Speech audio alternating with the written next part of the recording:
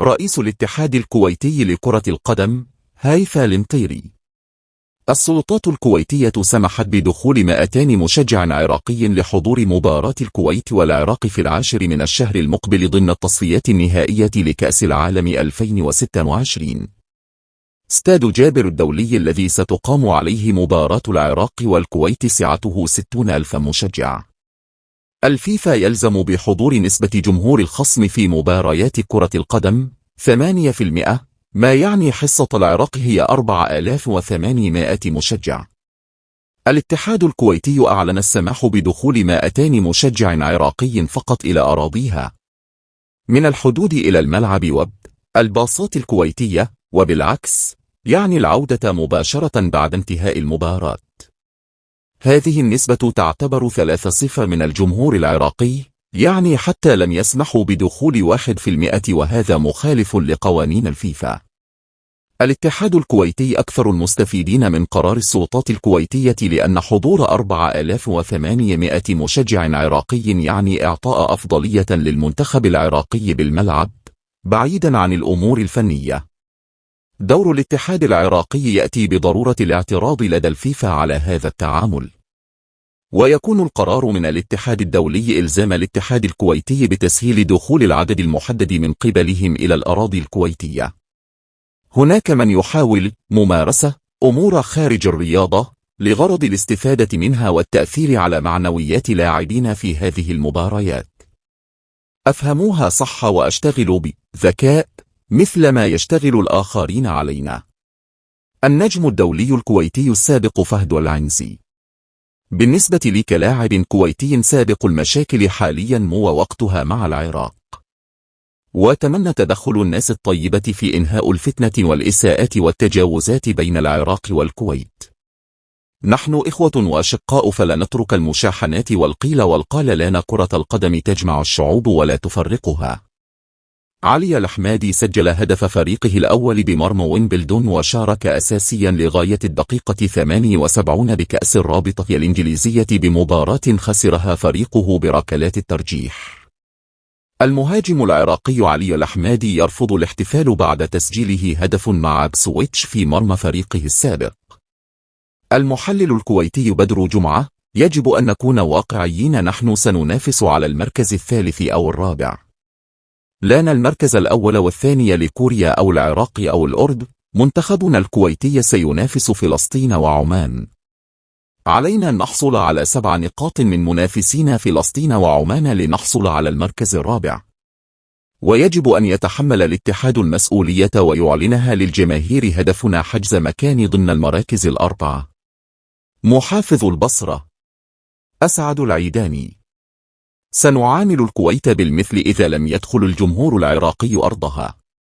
محامي الاتحاد الكويتي لكرة القدم مشاري السند ردا على تصريحات أسعد العيداني: أتمنى قطع العلاقات مع العراق نهائيا وطز بالبطولة كلها. مقدم برنامج قناة عمان يسأل سفير عمان في العراق: كيف يحصل العمانيين على تأشيرة الدخول للعراق؟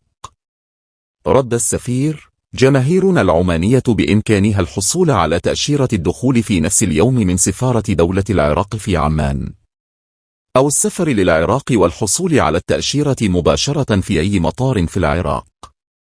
وأما العمانيين القادمين للعراق برا عن طريق منفذ الكويت سيحصلون على الفيزا أيضا مباشرة عند دخولهم حدود العراق. منتخبنا الوطني يخوض مباراة ودية في ختام معسكر الدوحة يوم السبت المقبل مع فريق الوعد، أحد أندية الدرجة الثانية القطري. الدولي يوسف أمين شارك أساسيا طيلة فترة المباراة، وكان قريب من التسجيل في ظهوره الأول مع الوحدة بلقاء انتهى بالفوز على العروبة بهدفين ضمن الدوري السعودي للمحترفين. منتخبنا الوطني العراقي سيواجه المنتخب الفلسطيني على أرض فلسطين وجماهيرهم، وتحديدا في مدينة القدس، وذلك بعد موافقه الاتحاد الآسيوي لفلسطين أن تلعب على أرضها. أبدى لاعب العراق محمد قاسم سعادته بالأجواء في العاصمة القطرية الدوحة رغم ارتفاع الرطوبة فيها، حيث يخوض المنتخب العراقي معسكرا في الدوحة منذ 25 من شهر أغسطس آب الحالي. من أجل الاستعداد للتصفيات الآسيوية المؤهلة إلى كأس العالم 2026 في الولايات المتحدة وكندا والمكسيك. وقبل انطلاق الحصة التدريبية، قال قاسم وينون: الأجواء هنا في الدوحة مثالية للغاية، وانعكست بشكل كبير جدا على المنتخب الوطني، وتحضيراته للمباراة التي نتطلع فيها إلى تحقيق نتيجة إيجابية أمام عمان في 5 شهر سبتمبر أيلول المقبل. وأضاف: لاعبو المنتخب العراقي وفي معسكر الدوحة قرروا الابتعاد عن الأجواء داخل العراق، ولكنهم في ذات الوقت بدأوا بالتأقلم معها. كون الرطوبة العالية ستعود بالأمر الإيجابي على المنتخب العراقي، لأن الفريق سيتأقلم مع رطوبة أعلى من البصرة، وبالتالي حين نلعب على ملعبنا ستكون الأمور أفضل، لأننا اعتدنا على أجواء أقصى من العراق من حيث درجات الحرارة.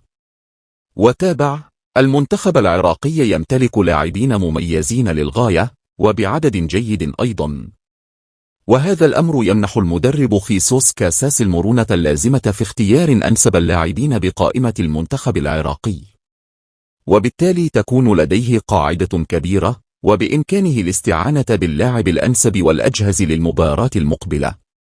شرط من محمد قاسم لتأهل العراق للمونديال.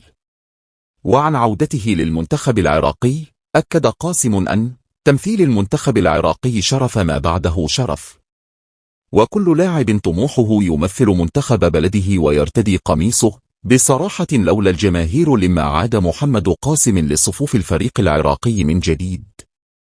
والتأهل إلى كأس العالم بكل تأكيد يحتاج إلى دعم الجميع، وليس فقط الجماهير واتحاد الكرة العراقي.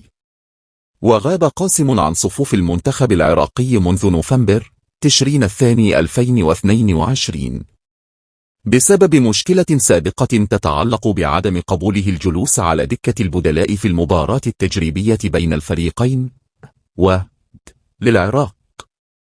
بالتالي قرر حينها كاساس إبعاد اللاعب عن صفوف الفريق، ولكن نجح قاسم 27 عاما في إقناع كاساس مجددا بعدما قدم مستويات كبيرة مع فريق النجف في الدوري العراقي من 2022 إلى 23 ليعود بقوة إلى صفوف أسود الرافدين.